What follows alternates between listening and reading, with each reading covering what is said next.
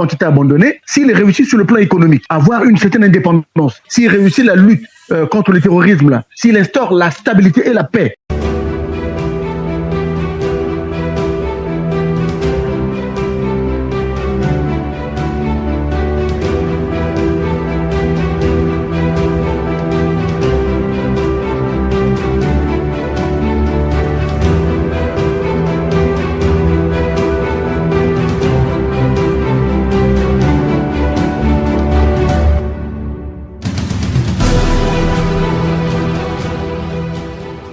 Bonsoir, chers auditrices et auditeurs de la radio Bakambi. Ce soir, vous serez en compagnie de M. Kawi Sebelebe, animateur de la radio Bakambi. Bakambi est une radio qui a été mise depuis le Royaume-Uni, mais vous pouvez nous avoir en téléchargeant notre application sur Google Store. Vous la téléchargez, elle est gratuite. Vous l'écoutez où vous voulez, quand vous voulez, 24 heures sur 24, 365 jours de l'année, avec l'application Google, que ce soit en voiture, en train, chez soi, peu importe l'endroit, tant que vous avez une connexion Internet, vous pouvez écouter notre radio 5 jours sur 5.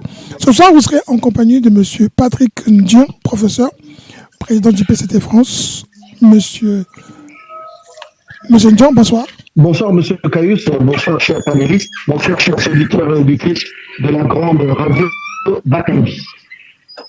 Bonsoir, M. Ndion, merci beaucoup. Merci beaucoup, M. Ndion. Nous avons aussi ce soir M. Koné, qui est président du RAMA France et qui est aussi docteur en sciences de l'éducation. M. Koné, bonsoir. M. Bala Koné, docteur Koné. Bala, bonsoir. Bonsoir, M. Caïs. Bonsoir à tous les panélistes et bonsoir aux auditeurs de la radio Bakambi. Merci de m'inviter une fois de plus sur votre plateau. D'accord. Je vous remercie beaucoup. Merci pour votre disponibilité. Vous qui êtes toujours du côté du Mali, vous nous en direz encore un peu plus aujourd'hui sur l'actualité malienne et sur ce qui s'est passé avec les mercenaires qui ont été arrêtés ou ce qui en est enfin. En tout cas, on pourra en parler tout à l'heure. Nous serons en compagnie de M. Gaïno, politologue et adjoint au maire de la ville de Longo dans la Somme. M. Gaïno, bonsoir. Bonsoir, M. Caïus. Bonsoir, chers panélistes. Bonsoir, les auditeurs de la radio Bakambi. Bonsoir, M. Gaïno. Merci beaucoup de votre disponibilité. Alors, tous les trois, aujourd'hui, vous allez commenter l'actualité. Hein. Nous parlerons de la Côte d'Ivoire. Nous parlerons aussi de ce qui se passe au Mali avec des mercenaires ou des militaires selon les versions des uns et des autres. Nous terminerons par le Congo-Brazzaville. Nous parlerons de ce qui se passe des législatifs et des résultats et vers quel système va tendre le Congo après ces députations. Alors pour commencer, comme je vous l'ai dit entre les jeux, nous parlerons de la Côte d'Ivoire avec la rencontre de 3 présidents ou un président en fonction, 2 anciens présidents. La Côte d'Ivoire qui habitue les gens. Le président Ouattara a dit qu'il ne faut pas en faire un scoop. Ce n'est pas extraordinaire que 3 présidents, dont un en fonction, se retrouvent. Pourquoi avoir fait autant de bruit et surtout choisir la date du 14 juillet, qui est la date de, la fête nationale française, pour pouvoir se réunir. Pour vous, est-ce que c'est quelque chose d'extraordinaire ou, comme dit M.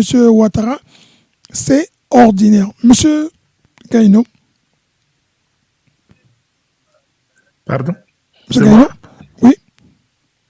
Oui. Est-ce que pour vous? Oui, je pense que cette rencontre-là, c'est une bonne chose pour la Côte d'Ivoire si ça peut ramener le peuple à se souder, parce que il faut savoir faire table rase sur le passé.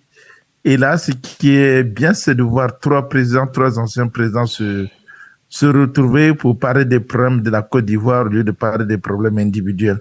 Moi, je pense que dans le pays où vous avez les anciens présidents, c'est ça me semble normal qu'on a besoin des avis des uns et des autres pour diriger le pays, pour le peuple, pour prendre les bonnes décisions, consulter surtout en ce moment où nous traversons une période assez difficile.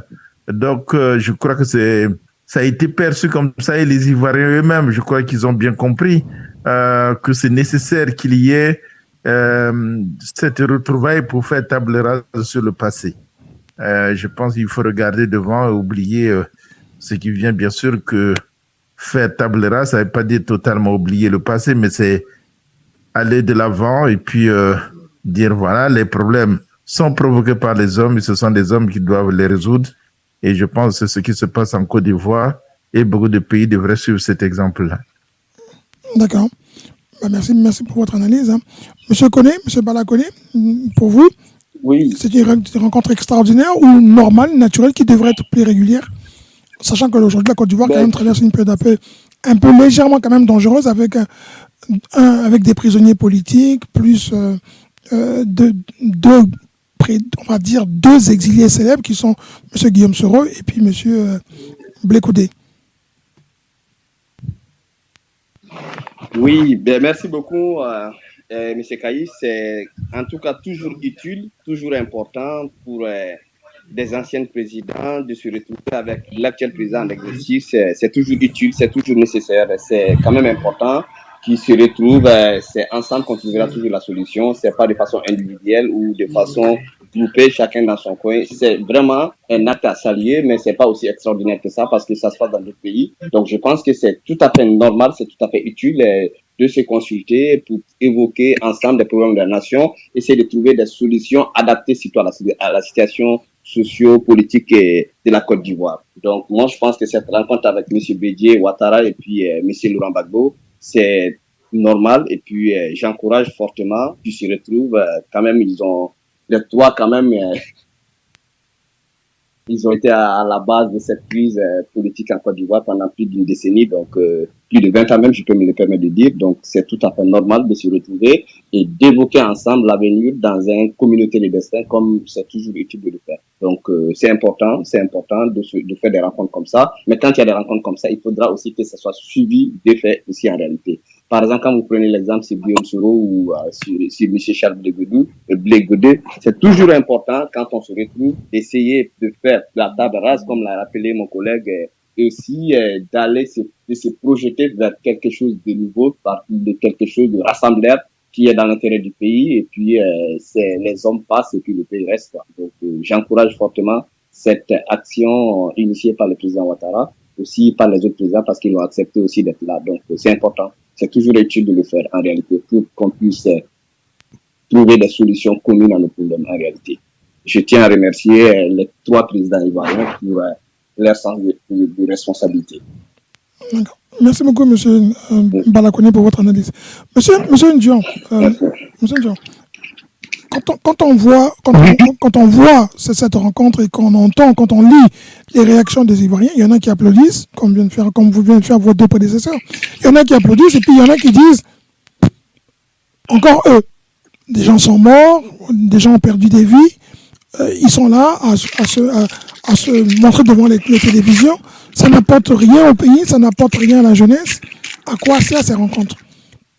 Du point de vue politique, ça apporte quoi? Ou du point de vue économique, ça apporte quoi?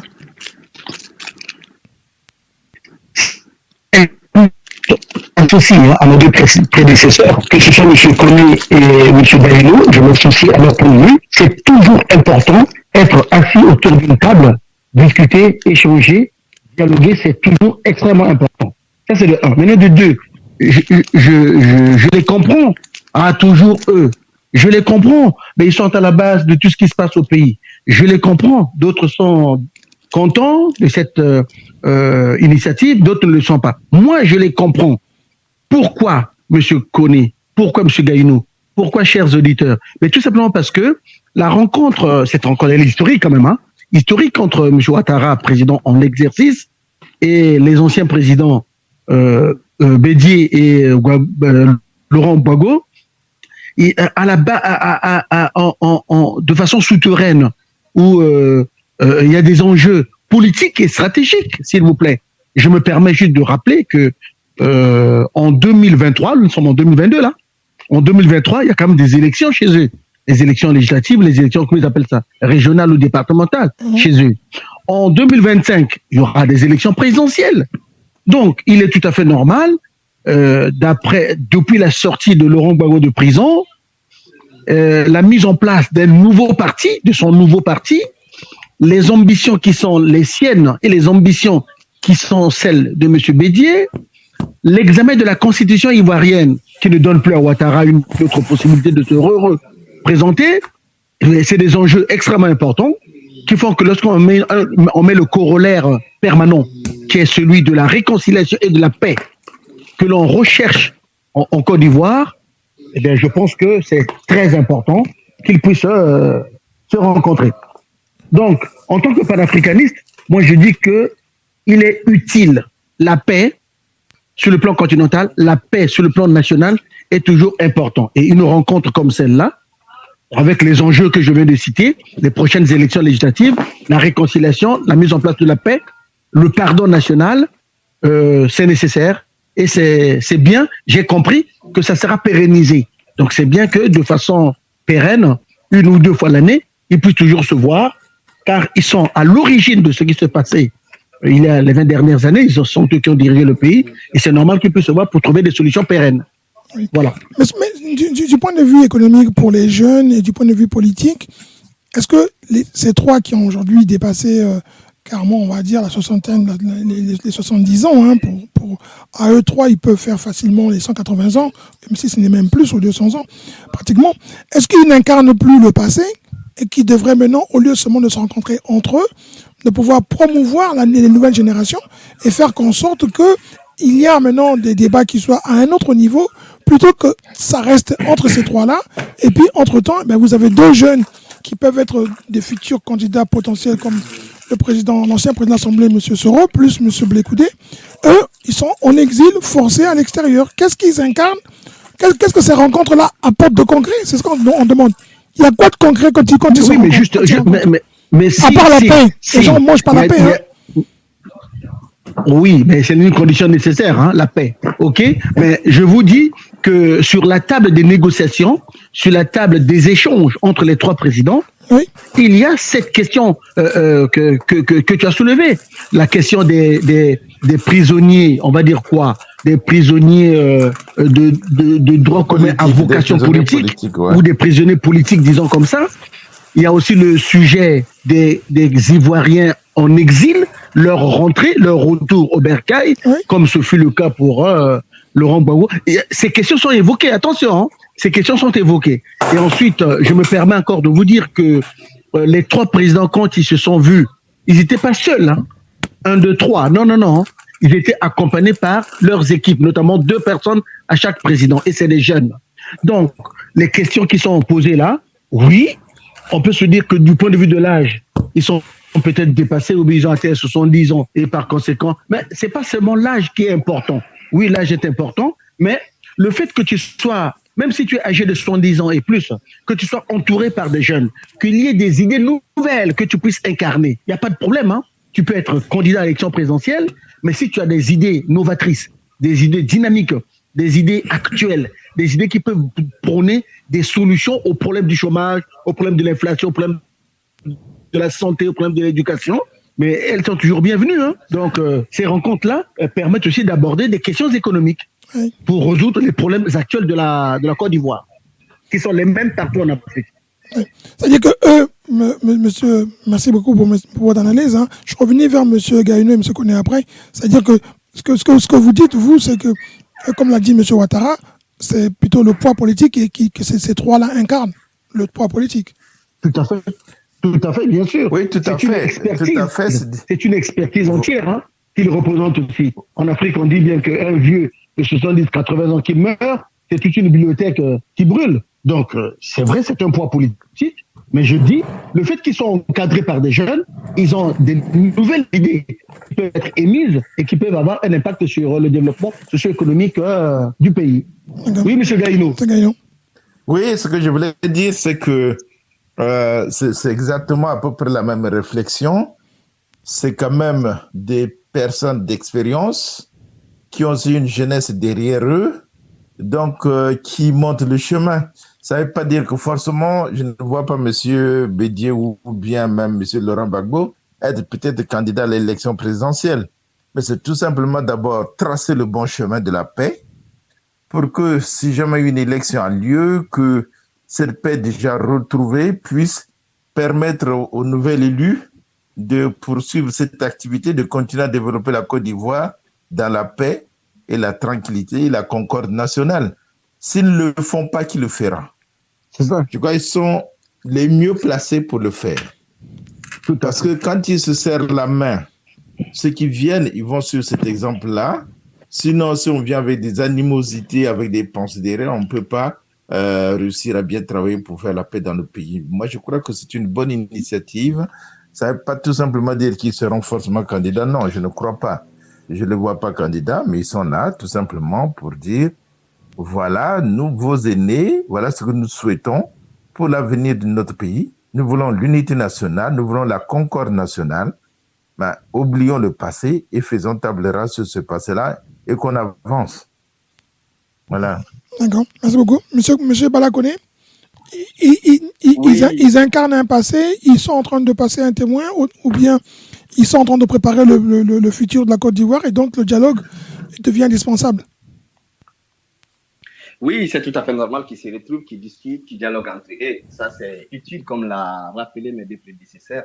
Donc, c'est tout à fait normal d'aller dans cette dynamique, mais de préparer l'après M. Gbagbo, l'après M. Bédier, l'après M.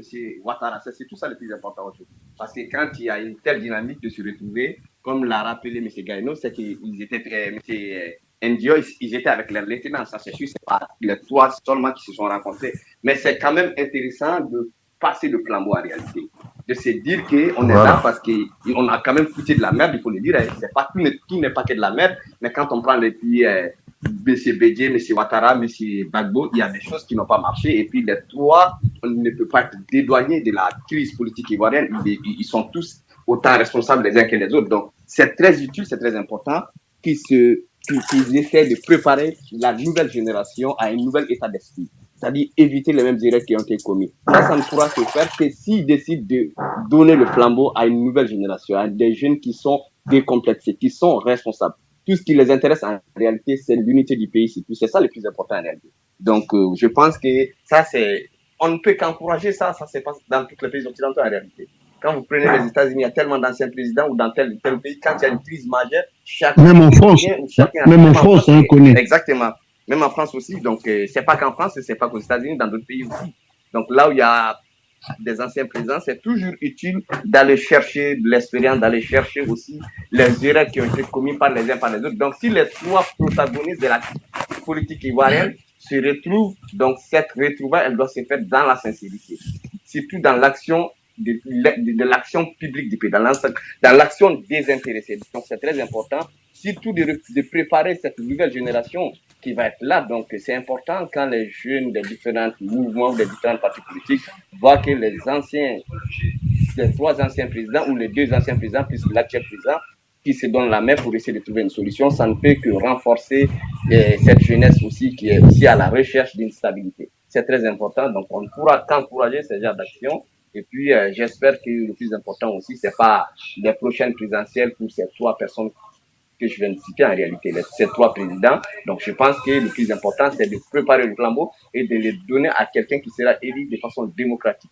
C'est très important et puis c'est très utile aussi pour pouvoir sortir de cette situation qui est pratiquement dans tous nos pays en réalité. Donc, c'est important que cette action soit initiée par le pouvoir en place et que chacun prenne ses responsabilités et qu'ils se disent tous que le plus important, c'est d'abord de donner un flambeau qui sera complètement désengagé de ces problèmes partisans en réalité. C'est le plus important, c'est la Côte d'Ivoire. C'est ce que les Ivoiriens doivent comprendre, c'est ce que ces trois présidents doivent comprendre, que tout ce qu'ils font, c'est d'abord dans l'intérêt du pays. Comme vous l'avez rappelé, leurs âges réunis, c'est pratiquement à peu près 200 ans. Donc, ils n'ont plus cette capacité, ils n'ont plus cette énergie, ils n'ont plus cette force nécessaire de conduire les actions du pays. Donc, dans l'intérêt du pays, c'est de préparer une nouvelle génération. C'est important, c'est valable dans tous les pays africains. Ceux qui ont passé tant d'années au pouvoir, qui à un moment donné, qui préparent une jeunesse qui sera décomplexée au lieu d'aller perpétuellement à la recherche de quelque chose qu'ils ne pourront pas assurer efficacement. Donc, moi, j'aimerais bien, sur ce sujet, juste pour terminer, je voulais une précision, juste on va dire une question sous forme de conclusion en même temps. Est-ce que là, on n'est pas en train d'assister un peu à un jeu d'hypocrite en sachant qu'il y en a qui veulent neutraliser les autres, il y en a qui veulent éliminer les autres, il y a un jeu de calcul, parce qu'il y a quand même, on peut soupçonner Laurent Gbagbo de vouloir se venger, on peut soupçonner Ouattara de vouloir mettre son petit frère, ou même de faire de sorte que Bédier et Gbagbo ne soient pas ses successeurs, pour ne pas qu'ils se vengent contre lui.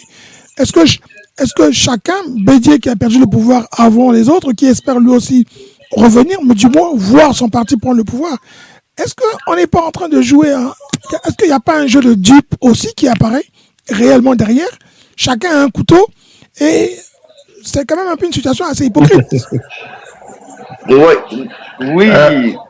Ah ben, allez-y, M. Gainou. Non, mais moi, je dirais pas ça parce que moi, je pense que c'est pas vraiment l'intérêt puisque les problèmes qui ont été évoqués sont aussi ceux des prisonniers politiques, le retour des prisonniers politiques, pour construire une véritable paix. Et vous savez, vous ne pouvez pas construire la paix si même chacun a un dauphin, mais ce dauphin-là, s'il arrive sur des braises déjà, je pense qu'il ne pourra pas travailler correctement. Donc, il faut d'abord atténuer ces antagonismes-là, il faut d'abord ramener cette paix, l'entente entre les Ivoiriens pour que celui qui sera élu soit le président de tous les Ivoiriens. Et qui a dit que Laurent Gbagbo n'a pas d'ambition, monsieur Gainou? Qui dit que Laurent Gbagbo ou Bédié n'ont pas d'ambition? On peut pas lui prêter les intentions, monsieur Caius. On peut pas lui prêter les intentions, c'est pas exclu, mais pour l'instant, il n'a pas dit.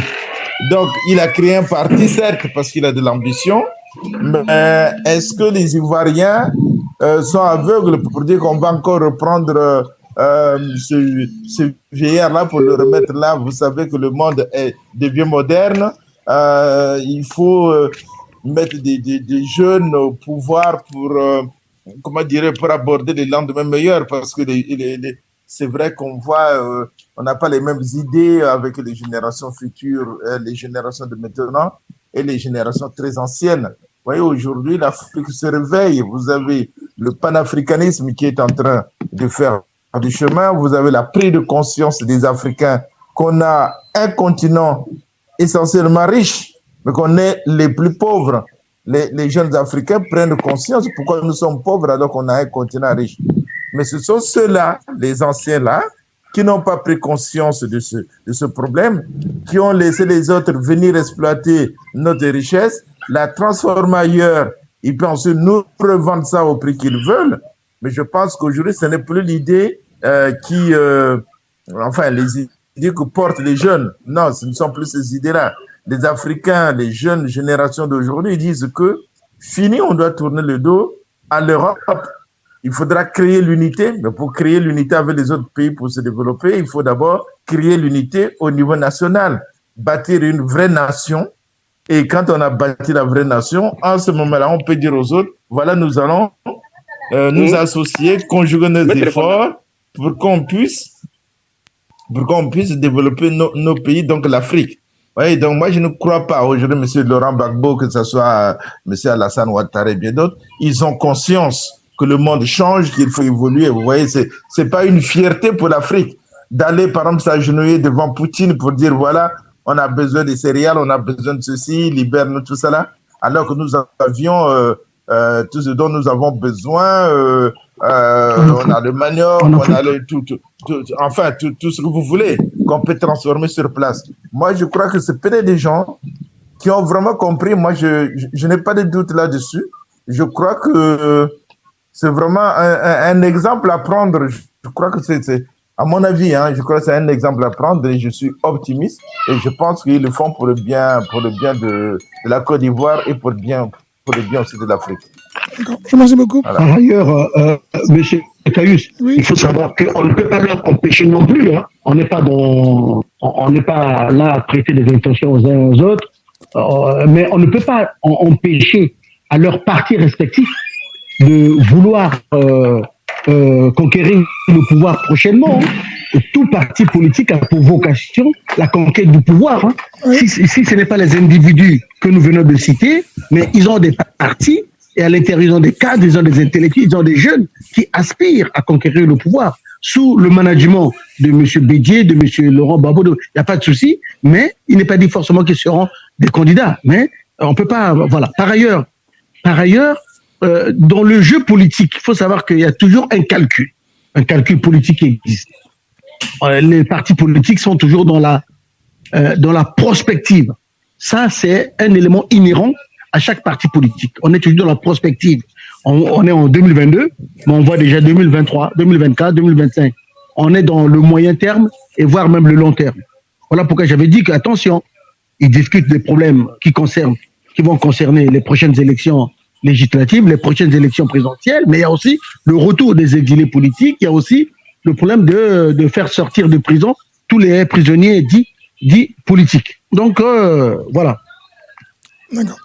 Monsieur... Je voulais dire je vais terminer par... vous savez, nous les Africains, on a... Nos partis politiques, en général, nos présidents, ils n'ont pas ce que moi j'appelle... ils n'ont pas un bon management politique. Qu'est-ce que j'entends par management politique? C'est-à-dire que, vous savez, en management, on vous apprend à faire ce qu'on appelle un audit. On vous apprend ce qu'on appelle faire un constat, une observation, un diagnostic. Oui. À l'issue du diagnostic, vous posez donc la solution. Alors, nous avons un problème qui est là, le coronavirus. La crise ukrainienne, avec tout son impact. Donc, il faut savoir transformer un problème en solution. Il faut savoir transformer une opportunité, même si elle est négative, en une chance. Donc là, on voit que c'est compliqué avec l'Ukraine et la Russie. Mais M. Gaïno l'a dit, si un jour nous dressons le tableau de toutes les ressources que regorge l'Afrique, vous allez vous rendre compte que le blé ukrainien là, le pétrole ukrainien, le gaz ukrainien, on peut trouver des solutions endogènes, africaines. On n'a pas besoin d'aller faire la courbette chez M. Poutine. Non. On peut trouver, suite à cette crise, on transforme la crise en une opportunité, en une chance. On cherche des solutions africaines, des solutions endogènes. En tant que panafricaniste, c'est comme ça que je raisonnerai. Merci. Merci beaucoup. Monsieur Balakone. Oui.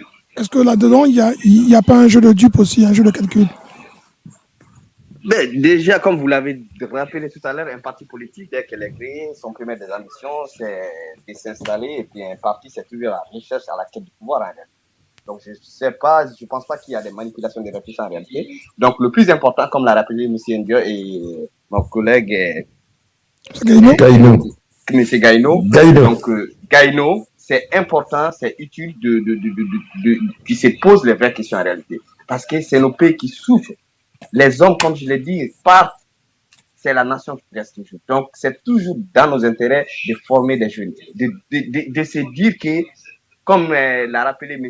Ndio, c'est-à-dire il faut toujours faire le constat. Ça, c'est pas qu'en politique, c'est déjà dans la vie d'un homme en tant qu'individu, homme tout seul, tu te poses des questions. Quand on est étudiant, quand on est élève ou quand on est menuisier ou ouvrier dans tel ou tel domaine, l'idée, c'est de faire des progressions en réalité. Mais quand on voit que le pouvoir tellement que ça use et qu'à la fin, ces gens essaient de conserver ce pouvoir, alors que ce pouvoir, c'est quand même un bien commun. On ne peut pas le garder, on ne peut pas le dire qu'on va le façonner. Non, c'est pas comme ça en réalité. Donc, c'est dans leur intérêt. La première des réconciliations, ça passe par la libération des prisonniers politiques et que ceux qui sont pas aujourd'hui dans le pays, qui puissent rentrer de façon digne dans le pays. Et que chacun se prépare. Une élection, c'est une compétition. C'est comme la Coupe d'Afrique des Nations, c'est comme la Coupe du Monde. Une élection, c'est toujours une compétition. Donc, je pense que c'est dans l'intérêt des politiques ivoiriennes, surtout de ces trois personnalités de premier rang qu'on voit depuis pratiquement 20 ans sur la scène politique ivoirienne de premier plan. Donc, c'est important qu'ils essayent de comprendre qu'ils ont une chance aujourd'hui. Cette chance, c'est d'abord cette capacité de pouvoir se retrouver, de pouvoir discuter des futures élections, de pouvoir aussi parler de la vie de la nation en réalité. Qui se disent que nous avons fait notre temps, nous avons fait des erreurs, nous avons fait des choses positives, mais à la fin aujourd'hui, on peut être là en tant qu'ancien président, en tant que conseiller, peut-être des messieurs du parti de Laurent Gbagbo qui va être élu peut-être pour les prochaines élections, ou peut-être de M. Bédier ou de M. Ouattara, j'en sais absolument rien du tout, mais qu'on se dise que tout est une compétition. Dans une compétition, on peut aller de façon juste, de façon égale, pas davantage par rapport à qui que ce soit, ou non parce que je suis le président à la fin de mon mandat, donc je vais faire en sorte que mon parti gagne l'élection. Non, c'est pas comme ça. Quand un ancien président, à la fin de son mandat, il doit être l'arbitre d'un jeu qu'on appelle la démocratie. Ce jeu, c'est les élections. Donc, c'est important qu'il puisse continuer dans cette dynamique-là. C'est important qu'il puisse penser à l'avenir de la Côte d'Ivoire ou de l'endemain de la Côte d'Ivoire parce qu'ils ne seront pas là éternellement. Donc, c'est important de préparer ces jeunes qui sont là aujourd'hui, qui ont toutes les compétences nécessaires pour pouvoir conduire l'action du pays. Mais c'est important de continuer dans cette dynamique-là, en réalité. Voilà. Désolé. Ouais, merci. Merci. J'ai coupé là. Désolé. Merci, ouais. Non, je vous en prie. Merci beaucoup. Alors, nous allons passer au Mali, hein, qui est l'autre sujet, l'autre question.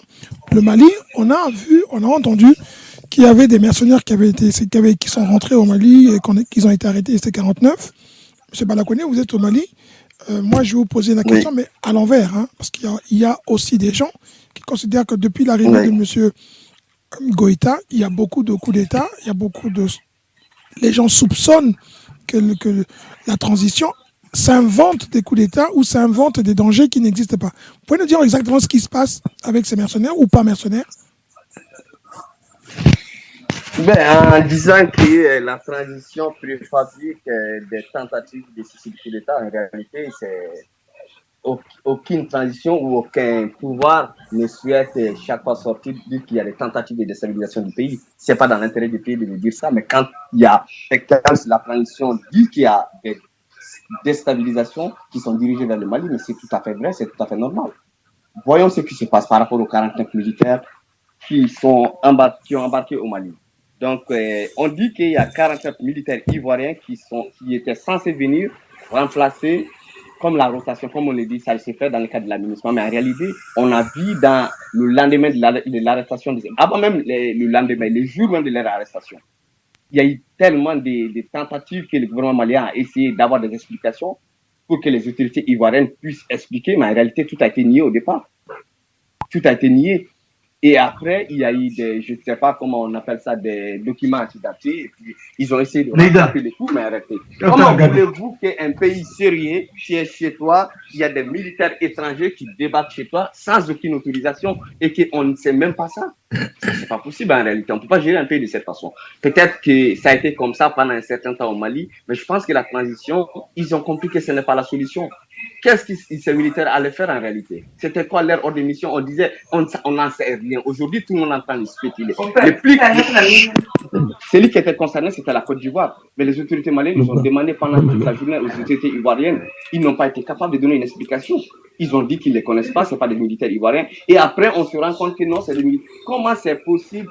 Une armée, c'est comme un ministère. Quand on prend ça, la défense, c'est elle qui gère le ministère, c'est elle qui gère les armées. Comment on peut avoir un détachement de 49, 30 forces spéciales dans l'effectif de l'armée ivoirienne et que les autorités ivoiriennes ne se rendent pas compte de ça et qu'après ils sortent pour dire des choses, mais ça a été démenti par les Nations Unies. Vous avez vu les communiqués de RFI, je ne vais pas rentrer dans ces détails-là, mais je pense que c'est important. Tout ce que le Mali demande à ce qu'on soit respecté son droit. Vous pensez que ces pays vont accepter comme ça que des militaires maliens viennent comme ça au nom d'une mission onusienne qui viennent chez nous sans les militaires ivoiriens, vous voulez dire? Les militaires ivoiriens. Oui, les militaires ivoiriens. Mais les militaires ivoiriens, mais avec les militaires danois, c'était le cas aussi, parce que c'est le Barkhane qui avait amené ça, sans l'autorisation du gouvernement malien. C'est les mêmes pratiques qui continuent. Mais ça, c'est africain. C'est ça, c'est exactement pareil. Qui a donné l'autorisation aux Ivoiriens de pouvoir amener ces 49 militaires sans l'avoir, ça leur coûte quoi d'envoyer un message au ministère des Affaires étrangères, de contacter, que Alassane contacte son collègue M. Goïta pour parler de cette situation. Mais ça n'a pas été le cas. Donc, je pense que le Mali est dans une situation où on est en train de se chercher. Donc, nous, ce qui est extraordinaire, ça c'est aussi une preuve de l'efficacité de nos forces armées. Parce que 49 militaires plus un avion qui les suit avec des armements lourds et qu'il n'y a pas d'autorisation, il n'y a aucun document officiel qui prouve quand ils sont sur notre territoire. Et on leur dit qu'ils sont là pour protéger les contingents allemands ou faire la logistique des contingents allemands. Mais comment ça peut être sérieux ça? Soyons sérieux et regardons une nation, c'est comme ça on le gère. Donc moi je pense que c'est dans l'intérêt de la sous-région de faire attention. Ce que le Mali ne demande pas grand-chose. Il demande juste à ce qu'on soit respecté. Je pense que c'est important. Et puis, c'est d'autres qui sont derrière tout ça en réalité. Quand on voit cette société, elle est gérée par le demi-frère, le petit frère de Macky Sall. Vous imaginez une société... je demande que les autorités ivoiriennes, que la communauté africaine, que la communauté internationale essaient d'analyser, qu'ils se mettent à la place du Mali, qu'ils essaient d'analyser si un pays au monde est capable d'accepter ça. Je voudrais juste qu'on me cite un pays au monde qui est capable d'accepter déjà ce genre de situation. Donc, à un moment donné, le Mali a décidé de s'assumer. Donc, ces 44 militaires ont été réunis à la justice malienne. Ce n'est pas la transition ou l'armée qui gère cette situation. C'est la justice malienne qui va se fixer sur cette situation en réalité. D'accord. Vous voulez dire par là que ces mercenaires ou ces militaires, pour vous, ce sont des mercenaires et ces mercenaires ont été arrêtés. Ils sont donc aujourd'hui, ils seront jugés par la justice malienne. On dit que c'est l'armée ivoirienne, mais quand on a... Monsieur Ndiaye, vous pouviez couper le micro chez vous, ce serait bien. Oui. Oui, monsieur Balakone, allez-y. Oui. Oui, je disais que quand ces 49 militaires sont venus et qu'ils avaient des passeports où plusieurs métiers étaient indiqués sur ces passeports et que nos autorités, quand ils ont contacté les autorités ivoiriennes, mais ça, c'est des choses qui sont tout à fait béaba, on doit connaître ça automatiquement. On a 49 militaires qui sont ici, ils disent qu'ils sont ivoiriens. Qu'est-ce que vous en pensez? Vous dites que ce n'est pas des militaires ivoiriens et que quelques heures après, vous sortez pour dire que c'est des militaires ivoiriens. Comment on peut continuer comment voulez-vous qu'on appelle ces gens-là? D'autres militaires où il y a des doutes qui ne sont pas des Ivoiriens, mais à la fin, c'est des Ivoiriens. Mais il n'y a pas de nom, c'est un mercenaire égal à un mercenaire. Donc, je pense que le mot mercenaire, c'est la qualification la plus juste par rapport à ces 49 militaires arrêtés au Mali, que je qualifie de mercenaires encore. D'accord. On va laisser les autres intervenir. Moi, on va parler, M. Ouais, je voulais un peu... Oui, je voulais compléter ce qu'il vient de dire parce que vous savez, moi, ce qui m'étonne, c'est que quand vous lisez la presse internationale, c'est le Mali qui a tort. On accuse le Mali d'avoir fomenté ce coup, de nier que les soldats ivoiriens venaient dans le cadre de la MINUSMA. Mais c'est quand même curieux. Et puis le plus curieux encore, c'est de voir les Africains toujours silencieux. Personne ne dit mot, aucun pays ne se prononce. Mais comme venait de dire mon collègue, comment voulez-vous 49 soldats qui rentrent dans un pays, et puis un pays qui aujourd'hui est instable? Tout le monde sait la position de la Côte d'Ivoire après le renversement de l'ancien président. Les sanctions économiques subies par le Mali, lesquelles étaient les instigateurs. On trouvait bien sûr M. Alassane Ouattara et puis Macky Sall. Alors comment aujourd'hui ils peuvent envoyer autant de militaires et qui n'ont même pas les armes avec eux parce que les armes sont arrivées bien après dans un autre avion? Comment on peut envoyer tant de militaires dans un pays ami sans que les responsables de ce pays-là ne soient informés? D'ailleurs, l'ONU a nié qu'il n'a pas connaissance de ces soldats-là. Donc vous voyez que la presse internationale qui accuse le Mali qui traite ces soldats de mercenaires a tort. Cette presse-là soutient la Côte d'Ivoire. Mais quand vous regardez cette presse qui soutient la Côte d'Ivoire, c'est la presse occidentale. Alors on comprend que quand les problèmes concernent l'Afrique, les Africains eux-mêmes, ils se taisent. Regardez aujourd'hui, c'est d'autres pays qui viennent faire pression. Ce qui s'est passé au Tchad, c'est le silence absolu parce que là-bas, c'est l'Afrique centrale. Encore l'Afrique de l'Ouest, ça peut bouger. Mais l'Afrique centrale, on vient, on fait ce qu'on veut, on s'en va, hop, le calme absolu. Bon, le fils d'Idriss, sa transition, on ne sait même pas combien de temps ça va durer. Personne n'en parle. Ça, c'est fini. Alors au Mali, où ils ont eu des gens qui essaient de résister à cette pression, le Mali, à peine, vient de subir une tentative de coup d'État. Et là, ce sont des soldats qui arrivent, on ne sait d'où. Et puis après, on nie que non, ce ne sont pas des mercenaires. Mais soyons sérieux. Vous savez, c'est toujours à travers nous-mêmes, l'Occident se sert toujours de nous-mêmes pour nous attraper, pour nous faire du mal. Et certains de nos pays sont toujours à la solde de l'Occident, sans même se demander pourquoi. Pour quel intérêt? Pour quel intérêt? Moi, c'est ça la question que je pose aux Ivoiriens. 49 soldats, ça fait beaucoup. Et pourquoi ils n'avaient pas les armes avec eux? Parce que s'ils avaient des armes avec eux, en descendant de l'avion, ils seraient en tenue avec leurs armes. Tout de suite, on sait que ce sont des soldats qui arrivent, ils sont en tenue, ils ont leurs armes. Et en ce moment-là, oui. Mais ils sont pas en tenue. Ils n'ont pas les armes avec eux. Et puis après, ils sont aussi nombreux que ça. Et la MINUSMA n'est pas au courant. Les responsables maliens ne sont pas au courant. Et puis après, on accuse le Mali, mais soyons sérieux. Quel autre pays aurait vu ça de bon oeil? Est-ce qu'aujourd'hui, voilà, aucun pays. Mais pourquoi nos soldats ne viennent jamais en Europe? Vous avez dépassé les 3 minutes largement. On va laisser M. Ndian, s'il vous plaît, s'intervenir. Vous pouvez conclure juste une minute. D'accord. On reviendra vers vous après. Tout simplement, je conclue tout simplement pour dire aux jeunes Africains que nous devons ouvrir nos yeux et être très vigilants, dénoncer ce mal qui nous vient toujours de l'Occident. Voilà. D'accord. Monsieur Ndian, pour Monsieur Ndian, oui, Monsieur Caïs, oui. Justement, je vais compléter mes deux prédécesseurs. Hein. Je me pose juste la question basique. Hein. Que dit l'Union africaine suite à cette intrusion-là? 49 militaires d'un pays qui rentrent sur un autre territoire. Regardez, l'Union africaine ne dit absolument rien. Deuxième question basique. Que dit M. Macky Sall, son Excellence le président Macky Sall, qui est actuellement président en exercice de l'Union africaine, ne dit mot. Et c'est un pays frontalier, s'il vous plaît. Silence absolu. Donc ça veut dire ça veut dire ce que ça veut dire. Ça veut dire parce que c'est le jeune frère de M. Macky Sall qui dirige cette société qui a transporté les 49 militaires plus leur armée. Il y a des années. Voilà. Donc tu vois, il y a même conflit d'intérêts. C'est du petit frère de M. Macky Sall.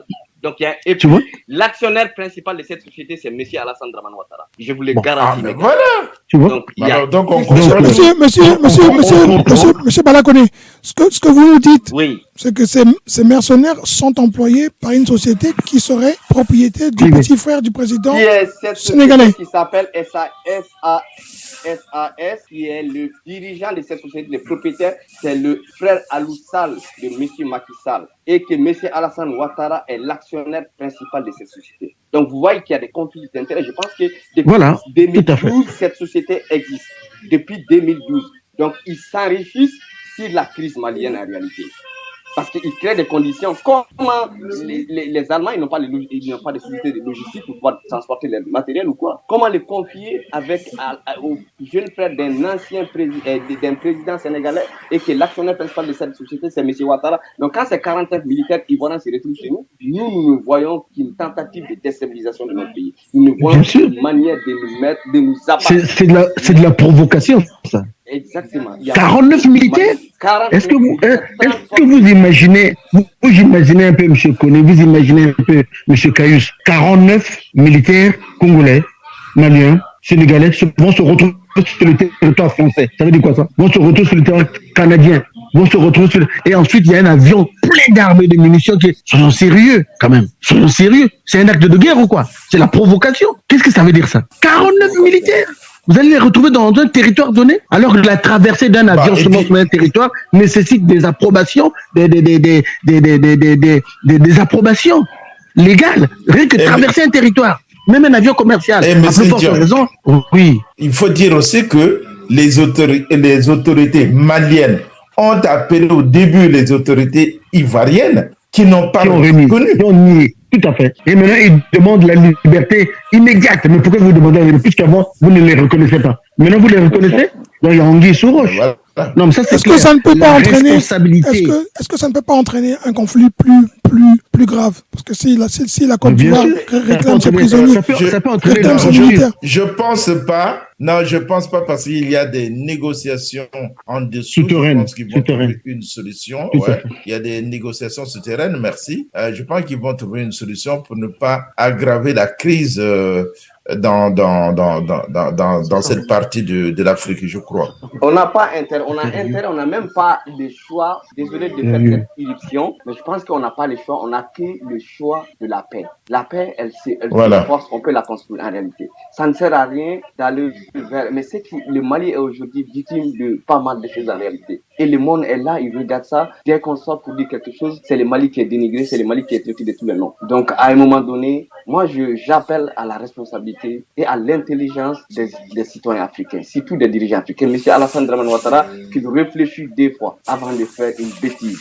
C'est ce que je vais lui dire, avant de faire une bêtise. Parce qu'on ne peut pas continuer comme ça C'est pas possible ça. Nous sortons d'une situation de plus de 7 mois d'embargo et de sanctions et même pas 2 semaines après la levée de cet embargo. Et puis c'est quoi cette histoire? Pourquoi traiter le Mali de cette façon? Vous pensez que les Ivoiriens vont accepter ça? Quel pays va accepter ça? Comme vous l'avez rappelé, M. Macky Sall qui devait prendre parole ne l'a pas fait parce qu'il est mouillé jusqu'au cou. Ça c'est évident. Car c'est son jeune frère qui est propriétaire de cette société, donc tout est déballé aujourd'hui. Allez-y sur les réseaux sociaux, vous allez voir tout ça. Tout est déballé. Qu'est-ce qui a provoqué ça? C'est leur arrogance. C'est clair et net. Parce qu'ils pensent que... Monsieur Gaïno, est-ce que on peut dire qu'il y a une volonté de déstabiliser le Mali pour ne pas que le Mali sorte de l'influence un peu coloniale au travers de certaines puissances africaines, ou tout simplement... Il faut dire le mot, française, française. Oui, tout à fait. Est-ce que je veux finir? Attendez, je veux finir. Est-ce que ce n'est pas aussi... Monsieur Belakonné, on a un problème de connexion, mais est-ce que ce n'est pas aussi une volonté de punir le petit qui a résisté à la pression des aînés? Ils ne punissent personne. La volonté, elle est manifeste. Elle est là, tout simplement. Parce que vous savez ce que l'Occident a toujours craint, c'est de voir qu'il y ait... c'est toujours d'empêcher cette vision politique que certains chefs d'État ont de l'Afrique. Lorsque vous avez une vision, que voulez-vous faire de l'Afrique? Ça dérange beaucoup l'Occident. Depuis très très longtemps, quand on regarde...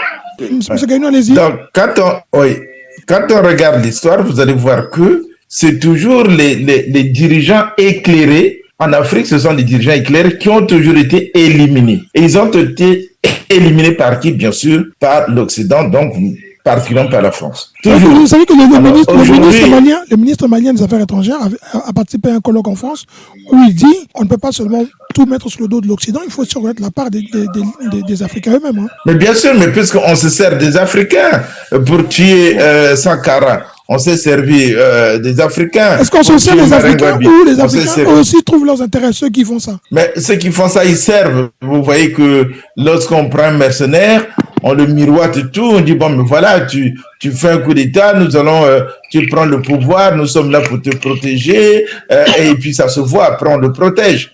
Donc, ce sont des gens qui savent, ils connaissent, vous savez, ils ont des psychologues, ils savent qui est faible, qui on peut manipuler. Ce sont des gens que l'on manipule facilement. Donc, on les manipule, on les met là, et puis après, ils sont au service. Ça se voit aujourd'hui en Afrique. Vous voyez, regardez par exemple même le cas de Kadhafi. Kadhafi est resté très longtemps en train même de faire du terrorisme. Là, on ne l'avait pas tué. Mais dès qu'il a changé sa politique, qu'il a commencé maintenant à parler de l'Afrique, voilà qu'on l'a tué. Donc, vous voyez que c'est pas nouveau ce qu'on est en train de vivre au Mali. Et cette tentative de vouloir éliminer les autorités maliennes, elle n'est pas nouvelle, elle est ancienne. Donc, on ne peut pas se douter des intentions de l'Occident, parce que ce qu'ils craignent, c'est quoi? C'est que cela ne se propage. Regardez aujourd'hui, vous voyez la force française. La force française, elle n'est pas partie. Elle est allée au Niger, à côté. Et maintenant, bon, là, vous avez suivi vous-même le débat qui se passe aujourd'hui à la télé. On dit que Macron va changer la politique parce que voilà, l'armée française est très mal vue en Afrique par les citoyens africains. Donc, il faut changer la politique. Mais est-ce qu'on en a besoin? On a vu l'échec aujourd'hui, le Centrafrique est devenu calme. Parce qu'ils ont fait venir les mercenaires, enfin, ce qu'ils appellent les mercenaires, mais une force étrangère qui a remis de l'ordre. On n'en parle pas parce que, bon, voilà, c'est tout. Mais donc, le Mali, c'est la même chose. Vous voyez qu'aujourd'hui, les panafricanistes africains poussent le Mali, soutiennent le Mali. Et donc, ils ont peur que ces idées-là ne se propagent. Mais il faut les couper, il faut les étouffer. Dès maintenant, il faut tout faire. On se sert toujours les mains légères, c'est-à-dire qu'on se sert des Africains eux-mêmes, dont Alassane Ouattara, dont Macky Sall. Pourquoi il n'a pas parlé? Alors que lui, il est quand même pour aller négocier qu'on leur jette les graines de blé chez Poutine. Il a parlé au nom de l'Afrique. Et maintenant, quand 49 personnes qui viennent dans un autre pays, pourquoi ils se tait? Oui. Par ailleurs, moi j'aimerais compléter le camarade M. Gaïno. Je vais compléter une chose. Il faut savoir que l'Occident est derrière tout ça, notamment la France. Parce que, comme l'a dit M. Gaïno, c'est pas un peu trop facile comme affirmation, M. Ndiaye. Mais j'argumente. Oui. Si d'aventure, le Mali s'en sort à gagner la lutte contre le terrorisme avec l'intervention des Russes, si le Mali s'en sort à gagner la lutte économique, donc du développement socio-économique, eh bien, ça sera un exemple à suivre dans toute la région et pourquoi pas dans toute l'Afrique. Voilà pourquoi je me permets de dire ceci. Si dans le Conseil national de transition, là, M. Gaïno, écoute-moi bien, M. Koné, M. Caius, chers auditeurs, chères auditrices, si un membre seulement, je dis un, même pas deux, si un membre seulement du Conseil national de transition, là, avait des avoirs en France ici, les comptes bancaires seraient déjà bloqués pour tout le monde. Serait bloqué, tout à fait. Mais comme ils ont les mains blanches, ils ont les mains propres, comme qui dirait. Ils n'ont pas été dans la gestion des affaires, ils n'ont pas volé, ils n'ont pas fait ceci. Ils n'ont aucune dépendance vis-à-vis de la France, vis-à-vis de l'Occident. Ils n'ont pas l'argent dans des comptes bancaires en Belgique, en France, aux États-Unis, un peu partout. Ils n'ont pas comment les avoir. Donc, ils doivent tout faire pour déstabiliser le Mali, puisque quand il n'y a pas de paix, quand il y a la déstabilisation, eh bien, le pays ne peut pas avancer, ne peut pas se développer. Voilà, pour que le Mali ne soit pas pris en exemple. Mais si d'aventure, je le répète, et c'est là que je vais chuter, si d'aventure le Mali réussit, là, les sanctions économiques ont été abandonnées, là, vous avez vu, les sanctions de la CEDEAO, là, ont été abandonnées. S'il réussit sur le plan économique, avoir une certaine indépendance, s'il réussit la lutte contre le terrorisme, là, s'il instaure la stabilité et la paix, mais vous allez voir que beaucoup d'autres pays africains vont suivre l'exemple du Mali, vont se dire, oh, donc on peut vivre sans la France, on peut vivre sans l'Occident, on peut développer nos propres matières premières, développer nos propres industries et être autonome aussi. Et on va les suivre. C'est pourquoi l'Occident ne peut pas permettre à ce qu'il puisse avoir de la stabilité dans cette zone-là. Voilà.